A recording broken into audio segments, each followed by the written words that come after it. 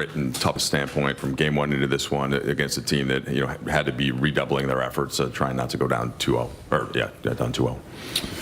I mean, we saw it happen over the last couple days with road teams winning game two. I think there's a natural flow to series where the team that loses can relax a little bit, the team that wins can relax a little bit, and the team that loses comes out and plays with more desperation. And I thought our guys at least match their sense of desperation, our second efforts, our multiple efforts, all that stuff. I mean, you gotta win a bunch of little fights. That could be your catch position offensively, that could be your screens, that could be creating separation, that could be boxing out. But this team requires you to win a bunch of little fights. And how about that? There was like a 1 minute stretch from Marcus Smart where he hits a three, gets fouled for the free throws, and then gets the steal. And just how did that typify his effort tonight? He did a lot of stuff tonight. Which stretch of the game was that? Yeah. I mean, I think he's been a laser all season from the corners, and we had set him up to be there for on that particular play. Feeling like that if they went to fire, if they were in rotation, that was the shot we wanted, and he hit a big one. I think he had just gotten to the free throw line and seen the ball go through the basket. And I think he did a great job defensively. Obviously, it takes a full team effort to guard Kevin, and I don't know why I have a first half box score or first quarter box score here, but the job that I think our team did, he makes shots. He's an unbelievable player. I thought our activity was as good as it could have been. JJ, one of the things about your career was you had that remarkable playoff stretch where you were in the postseason, time after time after time.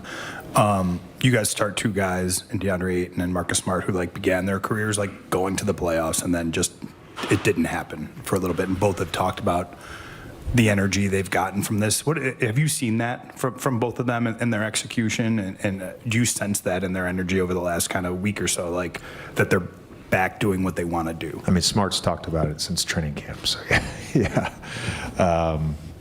I think it was brought up, our group trying to lean on LeBron's otherworldly experience in this league. And obviously we've had to do that, and he's captained our team and led our team.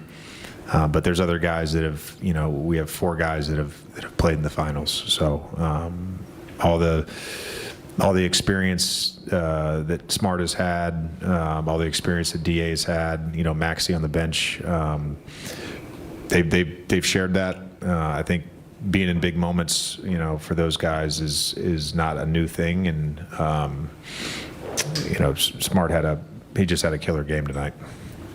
Coach, a lot of people talk about you have Jim Hill right here to your left. Oh, hey, Jim. How are you?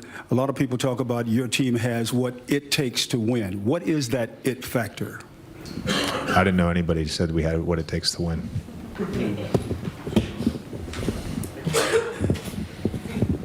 JJ, you head to Houston up 2-0. You head to Houston up 2-0, and I know you challenged this group to elevate at the beginning of last week, and ultimately they've met what you've asked of them.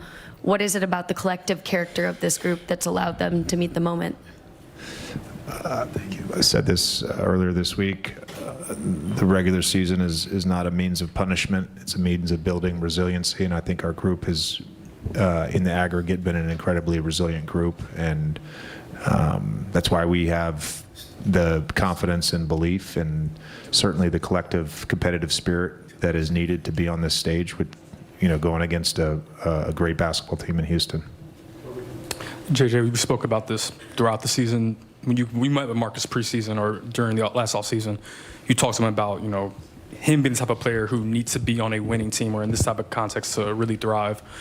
What did you see from him, I guess, in previous seasons that led you to believe he still had this level of play in him? And I guess is the play he's had these last 2 games kind of what you thought he would be when he joined the team? Well, number one, I competed against him, and I competed against him in the playoffs, so I know what kind of competitor he is. And I got to watch him you know, as a newly retired player, compete at the highest level and play in the finals. So I knew that the moment and the stage was not going to, you know, being a Laker was not going to affect him. We talked about when you kind of go to places that maybe aren't talked about, or let's be honest, as relevant nationally as the Lakers or the Celtics, it can be frustrating. You know, I think every player wants to feel like they're on a team that's playing for something, and I know he was looking for that in free agency, and then, you know, we did a deep dive on a bunch of things on him, in particular just what some of the analytics showed. It's easy to sort of write somebody off as being older and not being as good, but you know, all the analytics defensively, the analytics as a secondary playmaker, they all were very favorable, so we felt really comfortable bringing him on board. Game 2, first round.